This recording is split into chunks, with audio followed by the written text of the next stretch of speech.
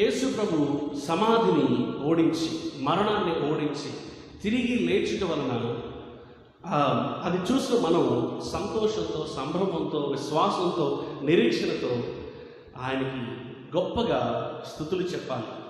స్తుతులంటే ఆయన యొక్క గొప్పతనాన్ని వర్ణించడం. అయా నువ్వు సామాన్యుడు కాదు, నువ్వు దేవుని కుమారుడు కాబట్టి మరణం నిన్ను బంధించి ఉంచలేకపోయింది. కేవలం క్రైస్తవం మాత్రమే ఏం సెలబ్రేట్ చేసుకుంటారంటే, తమ విశ్వాసాన్ని స్థాపించినటువంటి వ్యక్తి మరణించాడు, సమాధి చేయబడ్డాడు, అంతేకాదు మరణాన్ని ఓడించి తిరిగి లేచాడు. మిగతా ఏ మతాల్లో కూడా ఇలాంటి సెలబ్రేషన్ ఉండదు. అవునా కాదా? మీరందరూ ఇక్కడే ఉన్నారు. ఆయన చనిపోయాడు, అక్కడితో అయిపోలే స్టోరీ. ఆయన సమాధి చేయబడ్డాడు, అంతటితో అయిపోలే. ఇది మిగతా వాళ్ళ మతాలకి, గురువులకు కూడా జరిగింది. వాళ్ళ నమ్మకం వాళ్ళది. ఆయన కూడా ఏదో చేశాడు, చనిపోయాడని వాళ్ళ గురువుల గురించి, మత వ్యవస్థాపన గురించి అనుకుంటారు. కానీ క్రైస్తవానికి వచ్చేసరికి మరణమే కాదు, భూస్థాపనే కాదు, పునరుద్ధానం కూడా ఉంది. ఇప్పటి వరకు చనిపోయి సమాధి చేయబడి తిరిగి లేచిన వారు లేరు. తిరిగి లేచిన వారు లేరు అంటే మరి యేసు లేపిన వారి సంగతి ఏంటి? ప్రవక్తలు లేపిన వారి సంగతి ఏంటి? అపోస్తలులు లేపిన వారి సంగతి ఏంటి? ఆ తర్వాత సంఘ చరిత్రలు లాంటి అనేక అద్భుతమైన ఘట్టాలు అక్కడక్కడ జరిగాయి. మరి వాళ్ళ పరిస్థితి ఏంటి? వాళ్ళు కూడా లేపబడ్డారు. ఉదాహరణకు లాజరుని యేసు లేపాడు కదా. యోహాను సువార్తలో మనం చదువుతాం. లాజరు బయటికి రానగానే ఏం జరిగింది? ప్రేత వస్త్రాలతో అలాగనే మెల్లిమెల్లిగా అడుగులు వేసుకుంటూ బయటకు వచ్చాడు. మరి యేసు పునరుద్ధానానికి, తిరిగి లేపబడ్డానికి, లాజరుకి తిరిగి లేపబడ్డానికి తేడా ఏంటి? యేసు చేత తిరిగి లేపబడినటువంటి లాజరు మళ్ళా కొన్ని రోజులు చచ్చిపోయాడు. అలాగా మరణం నుంచి ఎవరన్నా లేపబడి ఉంటే బైబిల్లో కానీ, చరిత్రలో కానీ, వాళ్ళు మళ్ళా చనిపోయారు. అయితే యేసు యొక్క ప్రత్యేకత ఏంటంటే, ఆయన తిరిగి లేపబడటం అనేది ఆయనకి ఎన్నటికీ చనిపోవడం. ఆయన సర్వయుగాలు జీవించే ఉంటాడు. ఈయన మరణ భూస్థాపన పునరుద్ధానాల ద్వారా మనకేం కలిగింది అంటే ఎంతో కలిగింది. ఒక ఆయన అడిగారంట, ఆయన నా యేసు ప్రభు మరణించి సమాధి చేయబడి తిరిగి లేచాడంటే, ఏంటి ప్రూఫ్ ఏంటి, ఏం మాట్లాడుతున్నావు, చనిపోయిన వాళ్ళు తిరిగి లేవడం ఏంటి, నువ్వు ఎట్లా ప్రూవ్ చేస్తావు అంటే, నేను ఏం ప్రూవ్ చేయటం ఏంటండి, ఇప్పుడు నేను ఆయనతో మాట్లాడతాను, ఆయన నాతో మాట్లాడతాను అన్నాడు. ఆయన బ్రతుకున్నాడు కాబట్టి నేను ఆయనతో మాట్లాడతాను, ఆయన నాతో మాట్లాడతాడు. ఇది మనలో చాలామంది అనుభవమే. అవునా కదా? లేకపోతే ఇప్పుడు యేసు ప్రభువుకి ప్రార్థన చేస్తామంటే ఏంటి అర్థం? ఆయన చనిపోయి సమాధి చేయబడి అలాగా మృతుల్లో ఉండిపోయాడనా? ఆయన తిరిగి లేచాడు కాబట్టి ఆయనకు మనం ఇప్పుడు ప్రార్థన చేస్తాం. మిగతా విశ్వాసాల వారు ఎలా చేస్తారో నాకు అన్నీ తెలియదు, మనకు అన్నీ తెలియదు, కొన్ని తెలుసు. ప్రార్థన చేయడంలో వారి విశ్వాసం ఏంటో, వారి ఫౌండేషన్ ఏంటో మనకు క్లియర్గా తెలియకపోయినా మన విశ్వాసానికి సంబంధించిన భూమిక మనకైతే కరెక్ట్గా తెలియాలి, బాగా తెలియాలి. ఈ పునరుద్ధానం గురించినటువంటి వాస్తవం మనం జీవించుకొని అర్థం చేసుకోవాలి. యేసుక్రీస్తు యొక్క పునరుద్ధానం మనకి విశ్వాసాన్ని, నిరీక్షణను, నూతన జీవాన్ని, భవిష్యత్తు మీద ఆశలను, ఇవన్నిటిని ఇచ్చింది. కొరింథీయులకు రాసిన మొదటి పత్రిక 15వ అధ్యాయం. కొరింథీయులకు రాసిన మొదటి పత్రిక 15వ అధ్యాయం.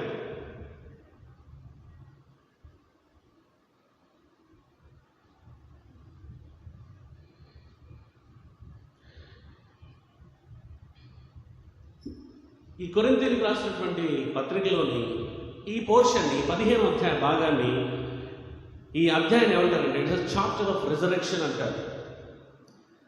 ఇది పునరుద్ధానపు అధ్యాయంగా పిలుస్తారు. దీని నిండా పునరుద్ధానం గురించే విషయాలు ఉన్నాయి. ఇక్కడ అపోస్తలుడు పౌలు సువార్త నాకు అప్పగింపబడింది ఏంటి అని వివరిస్తూ రాస్తున్నాడు. ఉదాహరణకు మొదటి నుంచి కొన్ని వచనాలు చదువుతున్నాను, జాగ్రత్తగా ఆలకించండి. మార్చి చదువుదాం. మీ భాగాన్ని మీరు నిదానంగా, స్పష్టంగా అర్థం చేసుకుంటూ చదవండి. మరియు సహోదరులారా, నేను మీకు ప్రకటించిన సువార్తను మీకు తెలియపరచుచున్నాను,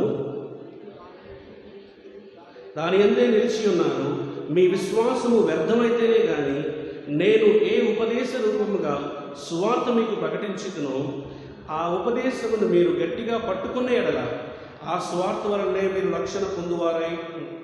3వ వచనం, నాకు ఇయ్యబడిన ఉపదేశంలో మొదట మీకు అప్పగించితిని. అదేంటంటే లేఖనముల ప్రకారము క్రీస్తు మన పాపముల నిమిత్తము మృతి పొందెను. ఎందుకు మృతి పొందాడు? మన పాపముల నిమిత్తము మృతి పొందెను, సమాధి చేయబడెను, లేఖనముల ప్రకారము 3వ దినమున లేపబడెను. ఒక నిమిషం, లేఖనముల ప్రకారం అంటే, లేఖనము అంటే దేవుని నోటి నుండి వచ్చిన మాట, లేదా దేవుని యొక్క వాక్యం అని. దేవుని యొక్క వాక్యంలో ముందుగా ప్రవచింపబడినటువంటి విషయాలు ఏవైతే చెప్పబడ్డాయో అవన్నిటినీ నెరవేర్చడం కోసం యేసు ఇదంతా చేశాడు. ఇదంతా చేయడం కోసమే ఇలా జరుగుతాయని ముందుగా దేవుడు ప్రకటించాడు, ప్రవచించాడు. రైట్. లేఖనముల ప్రకారం మృతి పొందెను, సమాధి చేయబడెను, లేఖనముల ప్రకారము 3వ దినమున లేపబడెను. లేపబడెను అంటే ఏంటర్థం? ఎవరి చేత లేపబడ్డాడు? ఏమండి? తండ్రి అయిన దేవుని చేత. ఆయన సమాధి చేయబడిన తర్వాత ఆయన 3వ దినాన లేపబడెను అంటే ఆ తండ్రి చేత, ఆయన పునరుద్ధాన శక్తి చేత, లేకపోతే ఆయన మహాబలాతిశయం చేత తన కుమారుని మృతుల్లో నుంచి లేపాడు. ఆయన కేఫాకును, కేఫా అంటే పేతురు, 5వ వచనం మీరు కదా చదవాలి, చదువు. తర్వాత 12 కనబడెను. అటు పిమ్మట 500కు ఎక్కువైన సహోదరులకు ఒక్క సమయం అందే కనబడెను. వీరిలో అనేకులు ఇప్పటి వరకు నిలిచి ఉన్నారు, కొందరు నిద్రించిరి. ఆయన కేఫాకును తరువాత 12 మంది గురికి కనబడింది. 12 అంటే ఎవరెవరు ఇక్కడ? యూదా ఇస్కరియోతు అప్పటికే చనిపోయాడు కదా, దాన్ని భర్తీ చేయడానికి వారు చీట్లు వేసి మత్తయి అనే ఇంకొక అపోస్తులుగా చేర్చుకున్నారు. ఆయన్ని అపోస్తులుగా బైబిల్ కూడా గుర్తించింది. కొన్నిసార్లు ఎలా ఉంటామంటే వాళ్ళు పొరపాటు చేశారో ఆ 12వ అపోస్తులుడిగా అపోస్తులుడు పౌలు రావాల్సింది. కానీ ఈ వచనం ఏం చెప్తుందంటే అప్పటికే యూదా ఇస్కరియోతు స్థానంలో మత్తయిను దేవుడు తర్వాత అపోస్తులు అంగీకరించినట్లు ఆ మత్తయికి కూడా యేసు తను కనపరుచుకున్నాడు. ఓకే, 6వ వచనం, 7వ వచనం. తరువాత ఆయన యాకోబునకును అటు తర్వాత అపోస్తులకు అందరికీ కనబడెను. అంతటా అందరికీ కడపట అకాలమందు పుట్టిన నాకును కనబడెను. 9 చదవండి. ఏలైనగా నేను అపోస్తులందరిలో తక్కువ వాడును, దేవుని సంఘమును హింసించినందున అపోస్తులంటకు యోగ్యుడను కాను. ఆయనను ఈ మాట మనకు చాలా పరిచయం. నేను యోగ్యుని కాదు అపోస్తులుగా ఉండడానికి. అయినను అందరికి కలిసి చదువుదామా? నేనేమై ఉన్నానో అది దేవుని కృప వలనే అయి ఉన్నాను, మరియు నాకు అనుగ్రహింపబడిన ఆయన కృప నిష్ఫలము కాలేదు. కానీ వారందరికంటే నేను ఎక్కువగా ప్రయాసపడినది నేను కాను, నాకు తోడై ఉన్న దేవుని కృపయే. ఇక్కడ 2 భిన్నమైన వాదనలు కనబడినట్టు అనిపిస్తూ ఉంటుంది. నేనేమై ఉన్నానో అది దేవుని కృపే, వారందరికంటే నేను ఎక్కువ ప్రయాసపడ్డాను. దేవుని కృపే అంటున్నాడు, నా ప్రయాస అంటున్నాడు. ఎలా అర్థం చేసుకోవాలి? ఇప్పుడు ఊరికే ఒక 2 లైన్లో చెప్పి తర్వాత సెకండ్ వర్తమానంలో కొంత వివరిస్తాను. దేవుని ఇంకో మాట ఏమన్నాడు తెలుసా? ఆయన నాకు అనుగ్రహించిన కృప నిష్ఫలము కాలేదు. అంటే దేవుడు నాకు ఏదైతే కృప ఇచ్చాడో అది ఉపయోగకరంగా లేకుండా పోలేదు. ఆయన కృప ఇచ్చాడు, నేను ప్రయాసపడ్డాను, అయినా కూడా నేనేమై ఉన్నాను అది దేవుని కృపే. దేవుడు మనకు ఒక పని అప్పచెప్పినప్పుడు, ఒక బాధ్యత ఇచ్చినప్పుడు దానికి తగ్గట్టుగా ఆయన కృప ఇస్తాడు. ఆ కృపను ఎవరైతే వాడుకుంటారో వారు తమకు ఇవ్వబడిన బాధ్యతను పూర్తి చేయగలుగుతారు. పూర్తి చేసినప్పుడు ఏమంటారంటే, నేను ప్రయాసపడ్డాను కానీ అంతా దేవుని, నేనేమై ఉన్నాను, ఇప్పుడు ఏం సాధించాను అది ఆయన కృపే అంటారు. దేవునికే క్రెడిట్ ఇస్తారు. ఒకవేళ ఎవరైతే తమకు ఇచ్చిన బాధ్యతను పట్టించుకోకుండా, ఆ బాధ్యతతో పాటు దేవుడిచ్చిన కృపను సద్వినియోగం చేసుకోకుండా ఉంటే ఏమైందంటే ఆ కృప నిష్ఫలం అయిపోతుంది.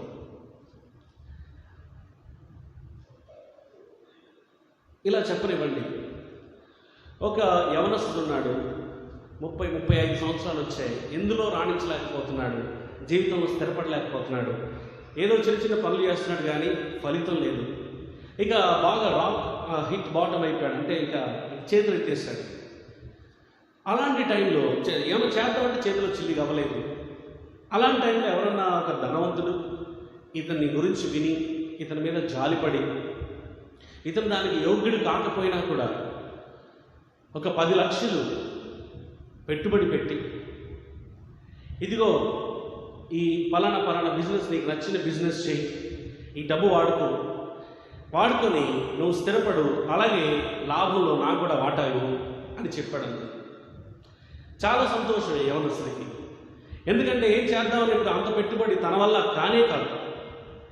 ఆయనే ముందుకు వచ్చి ఇచ్చినప్పుడు చాలా సంతోషంగా ఇక కష్టపడి ఆ పెట్టుబడిని ఉపయోగించి కష్టపడి ప్రయాసపడుతున్నాడు. ఒక 2-3 సంవత్సరాలకి మంచి లాభాలు ఇవ్వడం మొదలుపెట్టాడు. ఇదొక కేసు. ఇలాంటి కేసే ఇంకొకటి తగిలింది పెద్ద ఆయన. అతని దగ్గరికి కూడా వెళ్ళి ఇంకొక 10 లక్షలు పెట్టుబడి పెట్టాడు. నువ్వు కూడా పని చేయవా, బాగుపడు, నీ లాభంలో నాకు కూడా వాటా ఇవ్వు. చాలా సంతోషంగా అతను కూడా 10 లక్షలు తీసుకున్నాడు. వ్యాపారం మొదలుపెట్టాడు కానీ ఫోకస్ చేయలేదు, అంత బాధ్యత తీసుకోలేదు. అలా ఏదో నడిపిద్దాంలే అన్నట్టు వేళాకోళంగా బిజినెస్ చేశాడు. మెల్లిగా 1 సంవత్సరం అయిపోయేసరికి నష్టాలే మొదలవుతున్నాయి. లాభాలు కాదు కదా, ఉన్నది పోగొట్టుకుంటున్నాడు. ఇప్పుడు 3 సంవత్సరాల తర్వాత ఇద్దరిని పిలిచాడు పెద్ద. పిలిచి ఏమంటాడంటే, ఏంటి సంగతి, బిజినెస్ సంగతి ఏంటి? మొదటి వ్యక్తి అంటాడు, సార్ ఈరోజు నేనేమై ఉన్నాను, అంతా మీ దయండి, అంతా మీ కృపండి. అసలు నాకు దిక్కే లేనప్పుడు అంత పెద్ద డబ్బులు మొత్తం నాకు ఇచ్చారు. నేను ప్రయాసపడ్డాను సార్, కష్టపడ్డాను, కృషి వంచన లేకుండా, ఇదిగో ఇంత లాభం సంపాదించాను. మీరు ఇచ్చిన పెట్టుబడి నిలబెట్టుకున్నాను సార్. రెండో వాడేమో, సార్ ఏదో చేశాను కానీ అంత వర్కౌట్ అవ్వలేదండి. సరే బాబు, నేను ఇచ్చిన డబ్బుల సంగతి ఏంటి? అవి కూడా పోయాయి సార్. ఏంటి, నేను ఇచ్చిన పెట్టుబడి అంతా నిష్ఫలం అయిపోయిందా? అయిపోయింది. పౌలు చెప్తున్నటువంటి మాటల్లో ఇదే అంతరార్థం. దేవుడు ప్రధాన పాపినైనటువంటి పౌలును పిలిచి ఎంతో కృప చూపించి తన ఆత్మనిచ్చి వరాలిచ్చి ఏమన్నాడంటే, నా కోసం పనిచేయాలి. మిగతా అపోస్తులతో చూసుకుంటే నేనెందుకు పనికిరాని వాడిని, ఎందుకంటే సంఘాన్ని హింసించాను కాబట్టి నేను అపోస్తులుగా ఉండటానికి అనర్హుడను. అయినా కూడా దేవుడు కృప చొప్పున నాకు ఈ పని ఇచ్చాడు. అయితే నేనేం చేశానంటే వాళ్ళకంటే ఎక్కువ ప్రయాసపడ్డాను, తిరిగాను, దెబ్బలు తిన్నాను, పస్తులున్నాను, బట్టలు లేకుండా దిగంబరిగా ఉన్నాను, సముద్రంలో అలల మీద తేలుతూ రాత్రులు ఉన్నాను. ఇవన్నీ చేసి ఆత్మను సంపాదించాను, సంఘాలు కట్టాను, ఎంతో ప్రయాసపడ్డాను. అయినా ప్రయాసపడింది నేను కాదు, నాకు పెట్టుబడి పెట్టాడే, అంతా ఆ పెట్టుబడిదే. ఆయన నాకు కృప ఇవ్వకపోతే అసలు ఇది లేనే లేదు ఈ బిజినెస్. అది ఒక మెచ్యూర్డ్ క్రిస్టియన్, ఒక ఎదుగుతున్న క్రైస్తవుడు, ఒక పరిచారకుడు, ఒక బోధకుడు, ఒక నాయకుడు, సేవకుడు చెప్పాల్సిన మాట. దేవుడు నాకు కృపించాడండి, నేను నిష్ఫలం చేయలేదు. మనలో సమస్య ఏంటంటే చాలామందికి దేవుడు విస్తారమైన కృప ఇవ్వగా ఉపయోగించుకోవట్లా, ఆ పెట్టుబడిని సరిగ్గా కష్టపడి దాన్ని నిలబెట్టుకోవట్లా. నాకు తెలుసు, ఒకవేళ యేసు ఇక్కడికి వస్తే చెప్పాలంటే, నేను పలానా వ్యక్తికి ఎంతో కృపించాను, పెట్టుబడి పెట్టాను, నిలబెట్టుకోవాలి, నిష్ఫలం చేశానంట. కొద్దిమంది చూసి పలానా వ్యక్తికి కృపించాను, పెట్టుబడి పెట్టాను, గొప్పగా లాభాలు ఇస్తున్నాను. ఈ రెండిట్లో ఏ గుంపులో ఉంటామో చనిపోకముందే మనం నిర్ణయించుకోవాలి. ఏదైనా చేయాలంటే బ్రతుకున్నప్పుడే. రైట్, ఇంకొంచెం కిందికి వద్దాం. వారందరికంటే నేను ఎక్కువ ప్రయాసపడ్డానన్నాడు. 11వ వచనం, నేనైనా ఎవరైనా వారైనా అలాగనే మేము పట్టించున్నాము, అలాగనే మీరు విశ్వసించిదిరి. ఈ 12వ వచనం నుంచి ఇక పునరుద్ధానం గురించి మొదలు పెడుతున్నాడు. ఏమంటున్నాడు ఇక్కడ?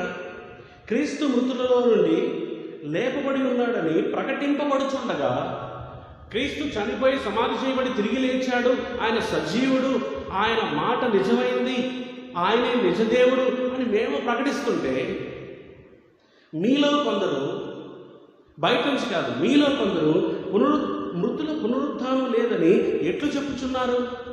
ఈ కొరింథీ సంఘంలో ఒక దుర్బోధ మొదలైంది. బయట నుంచి కాదు, వాళ్ళలోంచే మొదలైంది. ఏమంటున్నారంటే మృతుల పునరుద్ధానం లేదని మొదలుపెట్టారు. అరే, మృతుల పునరుద్ధానం లేకపోతే అసలు మన విశ్వాసానికి భూమికి ఏముంది? మనం చచ్చిన తర్వాత విషయాల గురించి మాట్లాడుకునే దానిలో అసలు పాయింటే లేదు కదా అన్న ఆర్గ్యుమెంట్ రైజ్ చేస్తున్నాడు ఇక్కడ. చాలా చాకచక్యంగా ప్రశ్నలు సంధిస్తూ దాన్ని వివరిస్తున్నాడు. ఈరోజు ఈ మాటలు మన మనస్సుల్లో నుంచి దాటుకొని మన హృదయాల్లోకి వెళితే మన భవిష్యత్తుని చూసే తరీకా, పద్ధతి మారిపోతుంది. చూడండి, మృతుల పునరుద్ధానం లేదని మీరు ఎట్లా చెప్తున్నారు? మృతుల పునరుద్ధానం లేని ఎడల క్రీస్తు కూడా లేపబడి ఉండలేదు.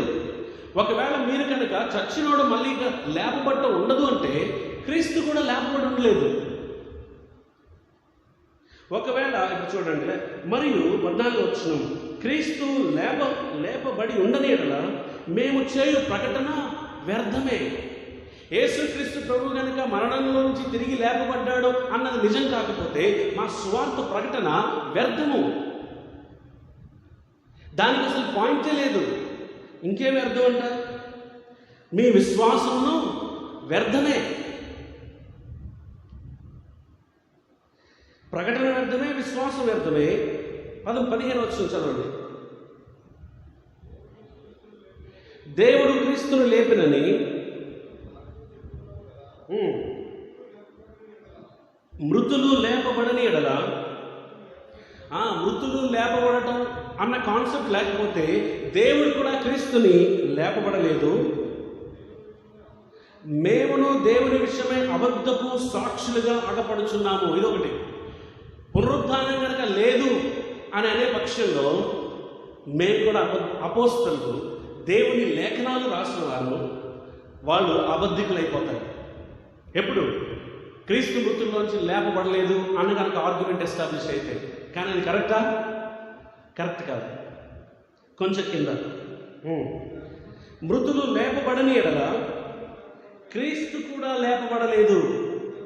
ఇప్పుడు చూడండి, మృతులు లేపబడరండి అని ఎవరన్నా చెప్తా ఉంటే అప్పుడు క్రీస్తు కూడా లేపబడలేదు అనే నిర్ధారణ అవ్వాలి. ఒకవేళ క్రీస్తు కనుక లేపబడి ఉండకపోతే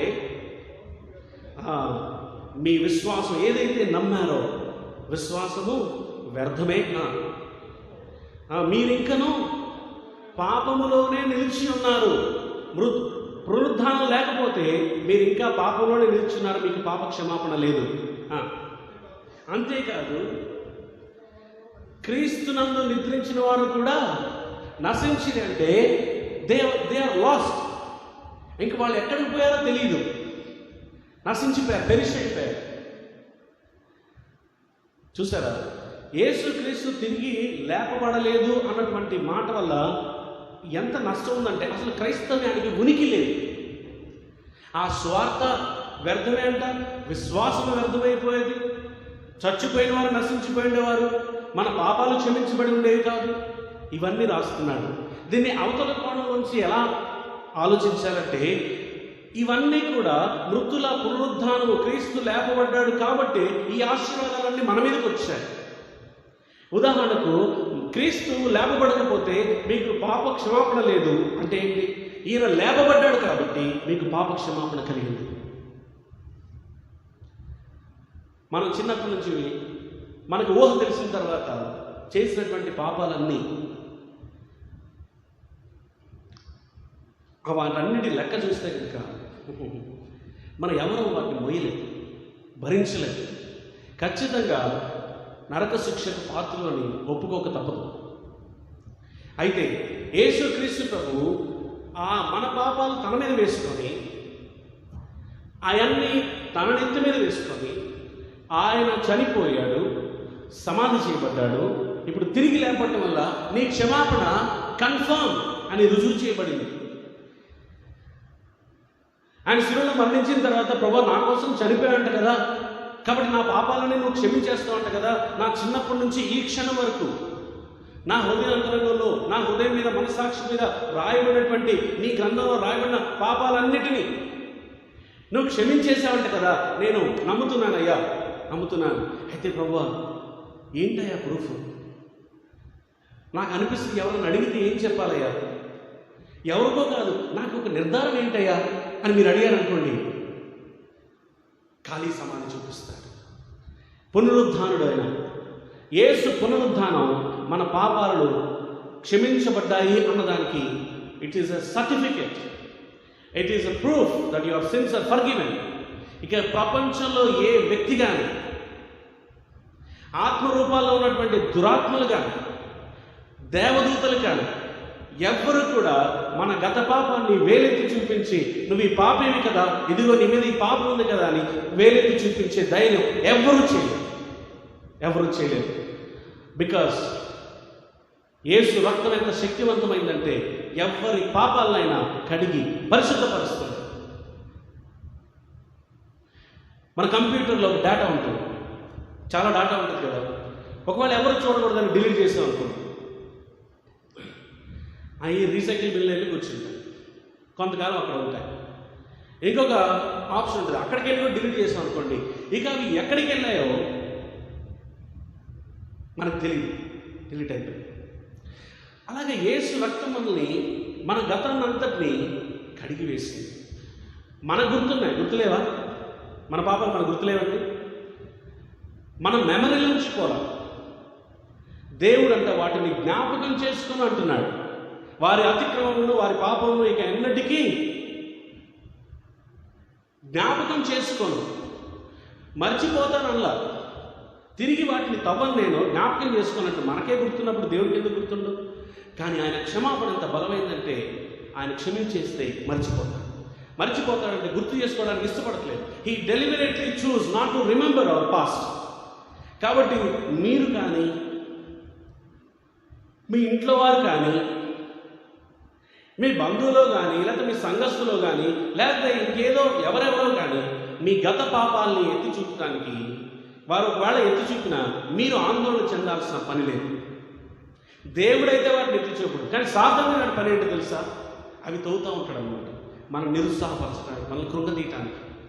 కానీ యేసు పునరుద్ధానం నీ గతమంతా క్షమించాను అన్నదానికి ఒక రుజువు. ధైర్యం తెచ్చుకుందాం. ఒకవేళ మీ పాపాలు పదే పదే ఇలా మనసులోకి వస్తున్నాయి అనుకోండి, మన మనోనేత్రాలు వెలిగింపబడి చూడగలిగితే అక్కడ ఎవరు ఉంటాడంటే అపవాది ఉంటాడు, సాతాను ఉంటాడు. వెంటనే వాడిని యేసు నామములో నిన్ను గద్దిస్తున్నాను చెప్పాలి. నువ్వు నా గతాన్ని జ్ఞాపకం చేయలేదు, ఎందుకంటే యేసు రక్తం నా ప్రతి పాపాన్ని కడిగింది. ఈరోజు చాలామంది చచ్చిపోతున్నారు, సూసైడ్ చేసుకున్నారు. ఎందుకో తెలుసా? వారి పాస్ట్ వారిని వెంటాడుతూ ఉంటారు.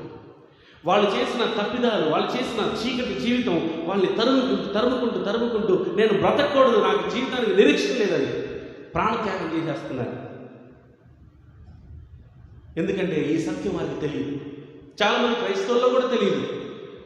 నీ గతాన్ని దేవుడు సముద్రపు అగాధాల్లో పడేస్తా అన్నాడు. మబ్బు విడిపోయినట్లుగా నీ పాపాలని విడగొట్టేస్తాను అంటున్నాడు.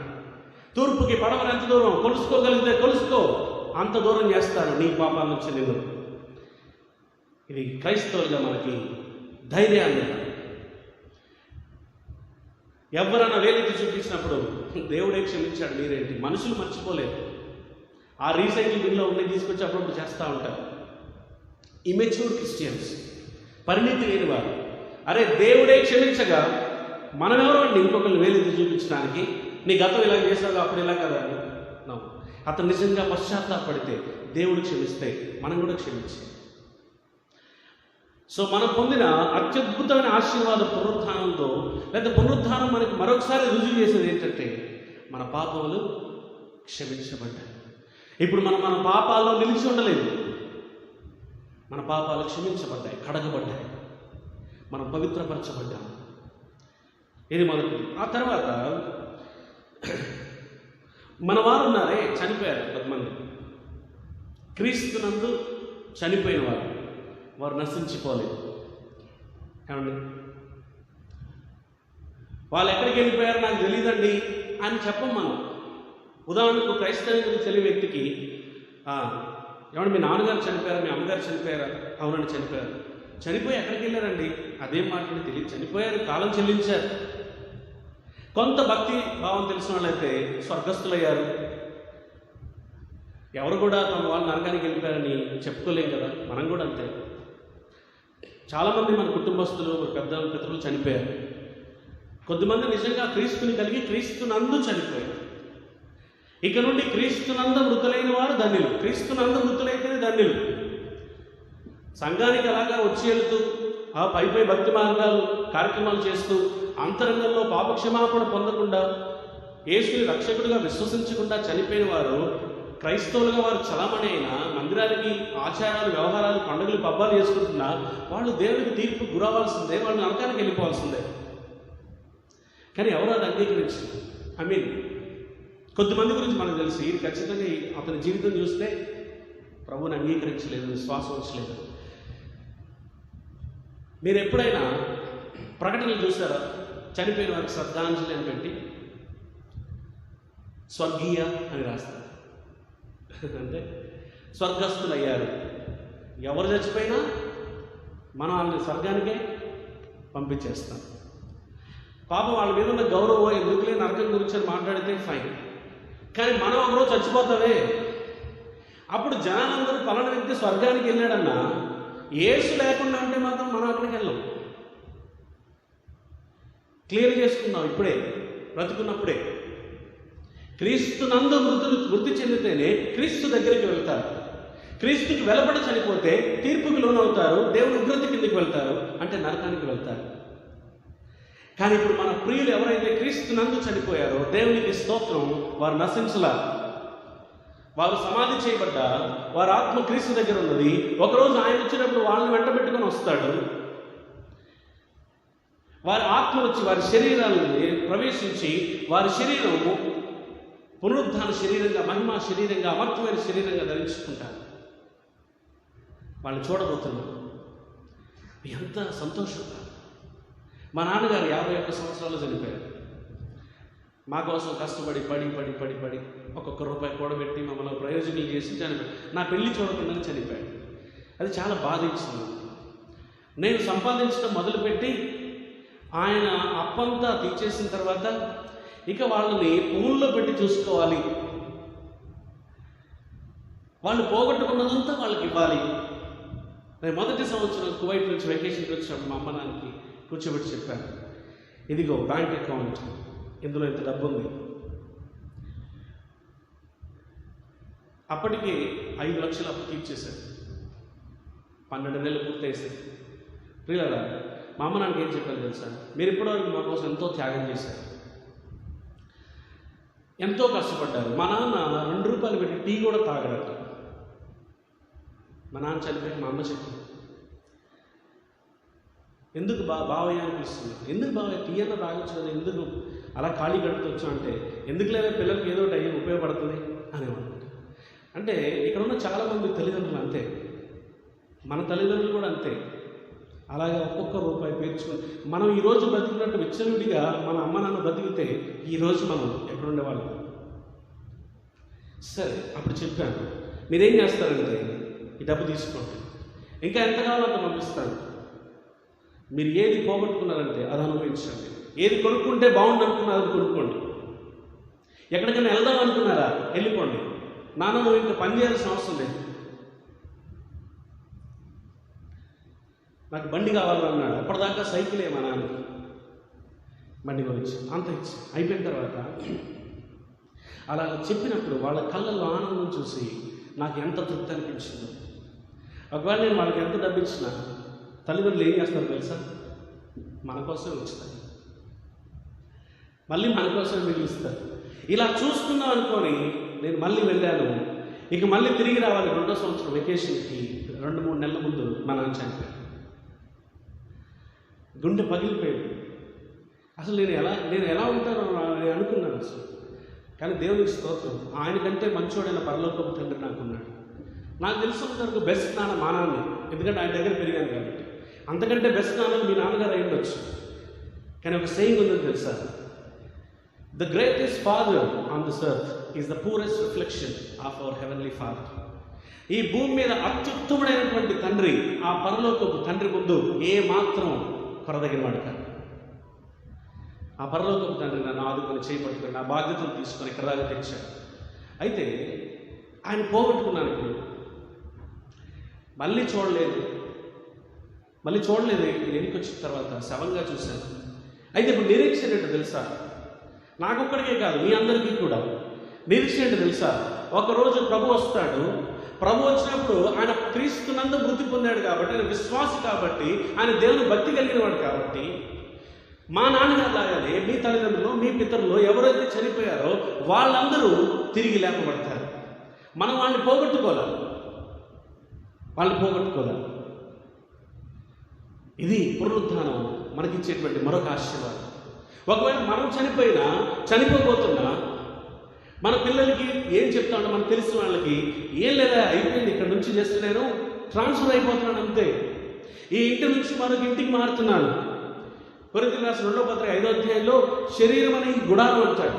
మనం ఈ గుడారాన్ని విడిచిపెట్టి ఆ గుడారానికి చేరుకోబోతున్నాం.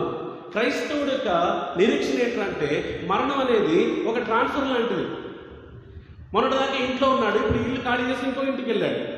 మొన్నటి వరకు ఈ శరీరంలో ఉన్నాం, ఇది వదిలిపెట్టిన తర్వాత ఇంకొక గుడారానికి వెళ్తున్నాం, దేవుడి సన్నిధిలోకి వెళ్తున్నాం. మన ప్రియులు భర్త అవ్వచ్చు, భార్య అవ్వచ్చు, కొన్నిసార్లు పిల్లలు అవ్వచ్చు, కొన్నిసార్లు తల్లిదండ్రులు అవ్వచ్చు, కొన్నిసార్లు ప్రియులు అవ్వచ్చు, కొన్నిసార్లు మనం బాగా అభిమానించి మనం మేలు పొందినటువంటి దైవజనులు అవ్వచ్చు. ఎవరైనా సరే ఒకరోజు వాళ్ళందరూ క్రీస్తులో ఉన్నవారు లేపబడతారు. వాళ్ళు మనమే పోగొట్టుకోలే, టెంపరీగా వాళ్ళకి దూరంగా ఉన్నాం అంతే. పునరుద్ధానం దీన్ని ప్రూవ్ చేస్తుంది, అటెస్ట్ చేస్తుంది. ఒకవేళ మనం చనిపోయే వయసు వచ్చింది అనుకుందాం, మన పిల్లలకి అరే నాన్న ఏడవద్దు, కొన్ని రోజులే ప్రభు వస్తాడు, ఆయనతో పాటు నేను కూడా వస్తాను, మనం కలుసుకుందాం. లేదా నా తర్వాత కొన్ని సంవత్సరాలు మీరు కూడా అక్కడికి రావాల్సిందే. ప్రియులారా, ఇది ఊరికే పైపై మాటలు కాదు. నిన్న ప్రసాద్ అంకుల్ అబ్బాయి వచ్చారు, శామ్, కువైట్లో మేము అందరూ బాగా పరిచయిస్తున్నాం.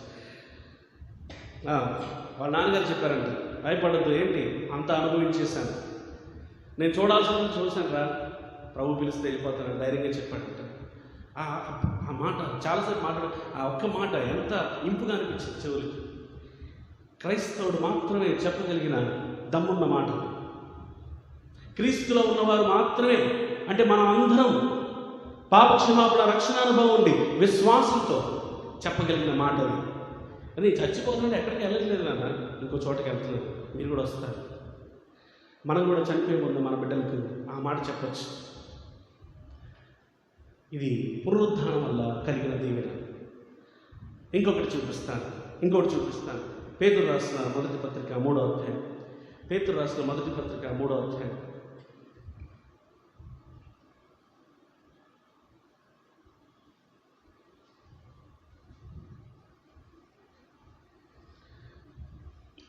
మొదటి పత్రిక 1వ అధ్యాయము 3-4 వచనాలు. అందరం చదువు. ఈ మాట చాలా చక్కటి మాట, మన పెదాలు పలకాలి, మన మనసులోకి మాటలు రావాలి. మన ప్రభువు యేసుక్రీస్తు తండ్రి అయిన దేవుడు స్తుతింపబడును గాక. మృతులలో నుండి యేసుక్రీస్తు తిరిగి లేచుట వలన, ఈ మాట చూడండి, మృతులలో నుండి యేసుక్రీస్తు తిరిగి లేచుట వలన, అంటే పునరుద్ధానం పొందటం వలన మనకేం కలిగింది? ఇప్పుడు జీవముతో కూడిన నిరీక్షణ మనకు కలుగునట్లు, అనగా అక్షయమైనది. ఆ నిరీక్షణ ఎలాంటిదంటే అది క్షయమైనది కాదు, అది అక్షయమైనది. క్షయమైనదంటే పాడైపోయేది. ఉదాహరణకి ఈరోజు అన్నం ఉండాం, రేపటికి చద్దిపడిపోతుంది, అది క్షయమైపోవటం అంటారు. అక్షయమైనది ఏంటంటే ఆ మన్నా కురిసింది ఇశ్రాయేలు ప్రజలకి, ఏ రోజుకి ఆ రోజులు పట్టుకోవాలి, రేపటికి ఎక్కువ కూర్చుకుందంటే రేపటికి ఉండదు, అది పురుగులు పట్టుకుని పాడైపోతుంది. ఇది అక్షయమైనది ఏంటి? పాడు కానిది. అదే మన్నాన్ని తీసుకుని వెళ్ళి ఒక కప్పులో పెట్టి దేవుని నిబంధన మందసంలో పెట్టామనుకోండి, అది పాడుగాల. అది అక్షయంగా ఉండిపోయింది. అలాగా మనకున్నటువంటి నిరీక్షణ ఎలాంటిదంటే, ఇది మొదటిది జీవముతో కూడిన నిరీక్షణ. It's a living hope. తర్వాత ఇది అక్షయమైనది, తర్వాత నిర్మలమైనది, వాడబారనిది అయిన స్వాస్థ్యం మనకి కలుగునట్లు ఆయన తన విశేష కనికరము చొప్పున మనలను మరలా జీవింపచేసెను. మరలా జీవింపచేసెను అంటే ఏంటంటే దాని అర్థం? మరలా జీవింపజేశారంటే తెలుగేనని మాట్లాడేది మీకు అర్థమవుతుంది కదా. మరలా జీవింపజేశారంటే మరలా బ్రతికించాడంటే ఏంటి? చచ్చిపోయాము, బ్రతికించబడ్డాము. చచ్చిన స్థితిలో నుంచి ఇప్పుడు కొత్త జీవం వచ్చింది, న్యూ లైఫ్. ప్రియులారా, మీరు ఇది పొందారో లేదో దయచేసి మిమ్మల్ని మీరు పరీక్షించుకోండి. ఎవరైతే క్రీస్తులోనికి వచ్చారో, విశ్వసించారో, పాపాలు ఒప్పుకొని పశ్చాత్తాపడ్డారో, యేసే దిక్కు, ఈయన తప్ప నాకు ఒక రక్షకుడు లేడన్నారు, అలాంటి వారు మరుజన్మ పొందుతారు, నూతన జన్మ. This is a born again అంటారు కదా, తిరిగి జన్మించడం అంటారు. ఈరోజు క్రైస్తవ లోకంలో ఉన్న ఒక ప్రధాన సమస్య ఏంటంటే, ఈరోజు సంఘాల్లో ఉన్నటువంటి ఒక ప్రధాన సమస్య ఏంటంటే, చాలా మంది క్రైస్తవులు అనుకునేవారు అసలు క్రైస్తవులు కాదు. అసలు క్రీస్తుతో వారికి సంబంధమే లేదు. క్రైస్తవులకు సంబంధించిన కొన్ని ఆచార వ్యవహారాలు ఉన్నాయి, అలవాట్లు, పద్ధతులు ఉన్నాయి, కానీ కొంత నిష్ఠావన్నీ ఉన్నాయి, కానీ నిజంగా వారి హృదయంలో క్రీస్తు లేదు, క్రీస్తులో వారు జన్మించలేదు. ఇక ప్రాత జీవితంలోనే బ్రతుకుతూ దానికి మెరుగులు దిద్దుకుంటున్నారు అంతే. ఆదాము స్వభావానికి, ఆదాము ద్వారా వచ్చినటువంటి ఈ జీవితానికి రిపేర్ చేయడానికి కాదు ప్రభు వచ్చింది. దీన్ని తీసి పారేసి ఒక క్రొత్త జీవితాన్ని ఇవ్వడానికి ప్రభు వచ్చాడు. అది పునరుద్ధానం వల్ల మనకిచ్చాడు. ఈ క్రొత్త జీవితం ఎలా ఉంటుందంటే, ప్రభు కోసం ప్రాకులాడుతుంది, పరిశుద్ధత కోసం ప్రాకులాడుతుంది, పాపం అంటే భయపడుతుంది, ఒకవేళ జారిపోయినా పశ్చాత్తాపడేటట్టు చేస్తుంది. ఎందుకంటే ఈ నూతన జీవితంలో ప్రభువే వచ్చి ఉంటున్నాడు, పరిశుద్ధాత్మ ఉంటున్నాడు. మన హృదయానికి మరణమైపోతే ఆయన ఒప్పిస్తాడు. ఇంతకుముందు పాపం చేసినా ఎలాంటి నొప్పి లేని అవిశ్వాసి ఇప్పుడు విశ్వాసం అయిన తర్వాత చిన్న పాపం చేసినా మనసులో బాధ, ఎప్పుడెప్పుడు ఒప్పుకుందామా, విడిచిపెడదామా, ఇలాంటి కనీస నొప్పి కూడా తెలియని వ్యక్తిని తిరిగి జన్మించాడని ఎలా అనాలి? వివిధ ప్లేసెస్లో వెళ్తున్నప్పుడు, రకరకాల డినామినేషన్స్లో మాట్లాడుతున్నప్పుడు, మన సంఘాల్లో అయితే చిన్నప్పటి నుంచి ఇది ఖండిస్తూ వచ్చారు, నేర్పిస్తూ వచ్చారు, కాబట్టి కొంతవరకు అవగాహన ఉంది. అది కొన్ని చోట్ల అసలు తిరిగి జన్మించాలి అన్న సంగతే బోధలేదు. క్రైస్తవం అంటే ఏంటి? ఒక కులంలో పుట్టాం క్రైస్తవులం, ఒక ఫ్యామిలీలో పుట్టాం క్రైస్తవులం, గుడికి వెళ్తున్నాం క్రైస్తవ, వాళ్ళు గుడికి వెళ్తున్నారు, నేను మందిరానికి వెళ్తున్నాను, వాళ్ళకి ఆ పండుగలు ఉన్నాయి, నాకు ఈ పండుగలు ఉన్నాయి, వాళ్ళకి అలాంటి ఆచార వ్యవహారాలు ఉన్నాయి, నాకు ఇలాంటి ఆచార వ్యవహారాలు ఉన్నాయి. ఇదే నా క్రైస్తవ్యం. జీవితంలో ఎలాంటి మార్పు లేకుండా అదే గందరగోళంలో, అదే పాపంలో, అదే అపవిత్రతలో, అవే దురలవాట్లో మునిగి తేలుతూ చనిపోతే చివరికి నరకానికి వెళ్ళే పరిస్థితి ఉన్నటువంటి ఓ వ్యక్తి నేను క్రైస్తవుని అనుకుంటే అంతకంటే పెద్ద అబద్ధం లేదు. అలాంటి వారు అక్కడే కాదు ఇక్కడ కూడా ఉన్నారు. ఎందుకలా చెప్పగలుగుతున్నాను? ఇక్కడ మీ సంగతి మీకు తెలుసు. కనీసం కొద్దిమంది ఉంటారు సంఘంలో, అందరూ తిరిగి జన్మించిన వారైతే సంఘం యొక్క మహిమే వేరు, సంఘం యొక్క శక్తి వేరుగా ఉంటుంది. అందరూ నూతన జన్మ కలిగిన వారు, పరిశుద్ధాత్మ చేత నడిపించబడేవారైతే ఆ లెక్కలే వేరుగా ఉంటాయి. కానీ సంఘాలు అప్పుడప్పుడు అన్నిలో ఆ అవిశ్వాసం వస్తూ ఉంటారు. మొదటి జనరేషన్ రక్షించబడతారు, వాళ్ళ పిల్లలు ఆ భక్తిలో పెరుగుతారు, కానీ యేసు ప్రభుతో అలాంటి ఎన్కౌంటర్ ఉండదు. ఆ కారణం చేత ఏమవుతుంది? వాళ్ళు ఒక మొక్కుబడి క్రైస్తవులు అయిపోతారు, సంఘం బలహీనపడిపోతూ ఉంటుంది. అందుకే సంఘంలో కూడా సువార్త ప్రకటించాలి. సువార్త ప్రకటించడం, వాక్యం చెప్పడం మొదలుపెట్టిన ఈ 12-13 సంవత్సరాల్లో నేను ఒక విషయం బాగా అర్థమైపోయింది నాకు. ఏంటంటే ఈరోజు లోకానికి సువార్త ఎంత అవసరమో సంఘాల్లో కూడా అంత అవసరం. ఎందుకంటే అక్కడ అవిశ్వాసం ఉన్నారు, ఇక్కడ అవిశ్వాసం ఉన్నారు. ప్రియులారా, యేసు యొక్క పునరుద్ధానం మనకి నూతనమైన జీవాన్ని ఇచ్చింది. ఆ జీవం మీరు పొందారా? ప్లీజ్ ఈరోజు మీటింగ్లు అయిపోతే వెళ్ళిపోతాం సాయంత్రం. కానీ ఈ ఆలోచన చేయండి, మీరు తిరిగి జన్మించారా? మీలో మార్పు మొదలైందా? పాపానికి సంబంధించిన భీతి మీ హృదయంలో కలుగుతుందా? పవిత్రంగా ఉండాలన్న ఆరాటం మొదలైందా? పసిపిల్లల పిల్లల కోసం ఏడ్చినట్టు దేవుని వాక్యం కోసం వెతకటం మొదలైందా? అసలు ఇవేమీ గుర్తులు లేకపోతే ఒకడు పుట్టాడని ఎట్లా చెప్పాలి? ఎలా చెప్పాలి? దానికి మీరే సమాధానం చెప్పండి. బట్ దేవుని సేవకులుగా నా హృదయాంతరంలో భారం ఏంటంటే, ఇక్కడ ఈ మాటలు వింటున్నారు ఎవరైనా సరే, మీరు తిరిగి జన్మించాలి అంటే మీరు ఏదో పెద్ద పెద్ద పనులు చేయవలసిన లేదు. యథార్థంగా మీరు కూడా పాపిని, నేను కూడా పాపినండి, నాకు కూడా ఒక రక్షకుడు కావాలి. ఆ రక్షకుడు యేసే. ఇక ఈ పాప జీవితం నాకు వద్దు, ఆయనే నాకు కావాలి. నాకు ఈ ఆదాము జీవితం వద్దు, క్రీస్తు జీవితం కావాలి. ఈ పాత జీవితం వద్దు, కొత్త జన్మ కావాలి. నా తల్లి గర్భం నుంచి ఒకసారి పుట్టాను, ఇప్పుడు క్రీస్తులో పుడతాను. ఒకడు ఆత్మ వల్ల, నీటి వల్ల పుట్టాలి, అదే మరో జన్మ. అలా మీరు ఆశపడితే, ఈ యేసునందు విశ్వాసం ఉంచితే ఇప్పుడే మీరు తిరిగి జన్మిస్తారు. వరుసగా మానకుండా 7 వారాలు రండి, లేకపోతే ఇంకొక తీర్థయాత్రలు చేయండి, లేదా కొబ్బరికాయలు కొట్టండి, గుండె గీయించుకోండి, ఇలాంటి కండిషన్స్ ఏం బైబిల్ పెట్టలేదు.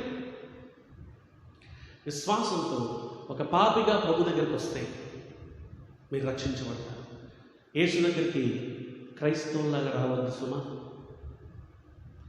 ఎందుకంటే యేసు క్రైస్తవులను పిలవడానికి రాలేదు, పాపులను పిలవడానికి వచ్చారు. పాపిగా వస్తే రక్షించబడతారు. యేసు పునరుద్ధానం మనకేం చేసిందంటే నూతన జీవాన్ని ఇచ్చింది. మీకు కూడా ఇస్తుంది. ఎన్ని చూసాం? ఒకటి పాప క్షమాపణ ఇచ్చింది, పునరుద్ధానం. రెండవది మన చనిపోయిన వారి గురించి నా నిరీక్షణ ఇచ్చింది. వాళ్ళు మనం పోగొట్టుకోలేదు, ఒకరోజు వాళ్ళని చూస్తాం. ఐ డోంట్ నో తండ్రి కుమారుల లేకపోతే భార్య భర్తల అలాంటి సంబంధం ఉండదు, కానీ బట్ ఒకరినొకరైతే గుర్తుపడతామని నేను అనుకుంటున్నాను. నాకు అనిపిస్తుంది. ఒకవేళ దగ్గరికి వెళ్ళి పలకరించుకుని అట్లాంటిది ఉంటే, నేనే మా నాన్న ఒక ముద్దు పెడతాను. మీరు కూడా అంతే చేస్తారు చాలామంది, మీ ప్రియుల్ని పోగొట్టుకున్నారు. అది మన యొక్క నిరీక్షణ. ఆ తర్వాత మనకి కొత్త జన్మనిచ్చింది. ఐ థింక్ ఈ మూడింటిని జ్ఞాపకం చేసుకొని, అంతేకాదు ఇప్పుడు మనం అనుభవిస్తున్న గొప్ప ఇంకొకటి ఏంటో తెలుసా? ఈ మరణించి సమాధి చేయబడి తిరిగి లేచిన యేసయ్య, ఆయన సజీవుడిగా ఉన్నాడు.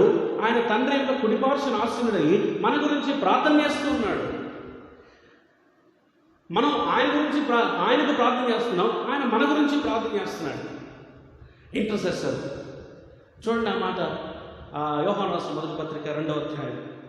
యోహాను రాసిన మొదటి పత్రిక 2వ అధ్యాయం.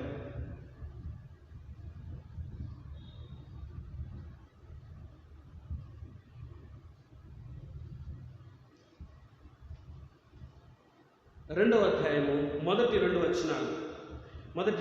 నా చిన్నపిల్లలారా, మీరు పాపము చేయకున్నట్టుగా ఈ సంగతులు మీకు రాయిచున్నాను.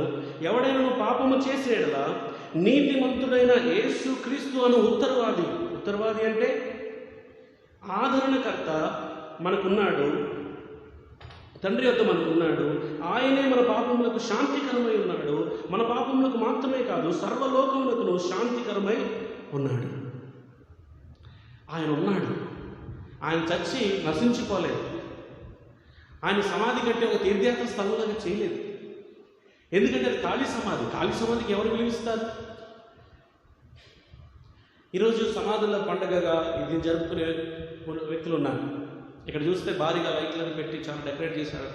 వాళ్ళు ఎందుకంటే సమాధుల్లో చచ్చిపోయిన వాళ్ళు ఆ కళేబరాలు ఉన్నాయి. కానీ యేసు ప్రభు సమాధికి అలా లేదు, అది ఖాళీది. ఆయన అక్కడ లేడు. ఆయన ఎక్కడున్నాడు? ఆయన ఆరోహణం అయిపోయి తండ్రి కుడిపార్శ్వం మీద ఉన్నాడు. ఆయన ఎక్కడికి పోలా. ఈ రోజుకి మనకు అందుబాటులో ఉన్నాడు. ఆ రోజు శిష్యులకి ఎంత అందుబాటులో ఉన్నాడో ఈ రోజు మనకి అంతే అందుబాటులో ఉన్నాడు. ఏం బ్లెస్సింగ్స్ అండి. కొన్ని చెప్పాను. ఇప్పుడు మనం యేసు పునరుద్ధానం ద్వారా ఇంత పొందినప్పుడు మనం ఆయనకి ఈరోజు హృదయపూర్వకంగా ఏం చేద్దాం తెలుసా? కృతజ్ఞతలు చెప్తాం, మెలకువతో చెప్తాం, అవగాహనతో చెప్తాం. పెదాలతో చెప్పడం కాదు, కృతజ్ఞత కలిగి బ్రతుకుదాం.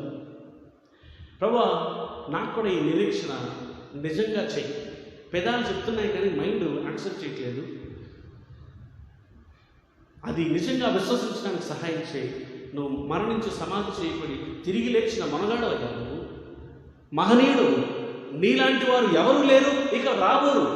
నువ్వొక్కడవే, నువ్వే దేవుడు, నువ్వు తప్ప వేరొక దేవుడు లేడు. అలాంటి నిన్ను కలిగినందుకు నేను ఎంత ధన్యుణ్ణి, ఎంత ధన్యురాలు. ప్రభువా, ఇదిగో నా కృతజ్ఞత, నా స్తుతి, నా జీవితం, నేను, నాకున్నది, నా కుటుంబం సర్వం నీకు అప్పగించుకుంటున్నానయ్యా. ఇదే నా ఆరాధనగా అంగీకరించు అని ప్రభువుకి ఆయన పాదాలు మొక్కుతూ కృతజ్ఞత భావంతో, అలవాటుతో కూడిన మాటలు కాకుండా తాజా మాటలు, అర్థసహితమైన మాటలు, గట్టిగా బిగ్గరగా ఆయన మన ముందర లేచి మన కళ్ళెత్తే తిరిగి లేస్తే ఎంత సంబరంతో, సంతోషంతో, కన్నీటితో ఆయనకి కృతజ్ఞతాస్తుతులు చెల్లిస్తామో, ఆయన గొప్ప చేసుకుంటామో, అలాగా ఈ ఉదయం హోరేబు మన స్తుతి, ఆరాధన, మన కృతజ్ఞత, మన దేహాలు, మన మనస్సు, మన హృదయం ఆయనకు అప్పచెప్తాం. దేవుడు ఆ రీతిగా మనకి సహాయం చేయలేక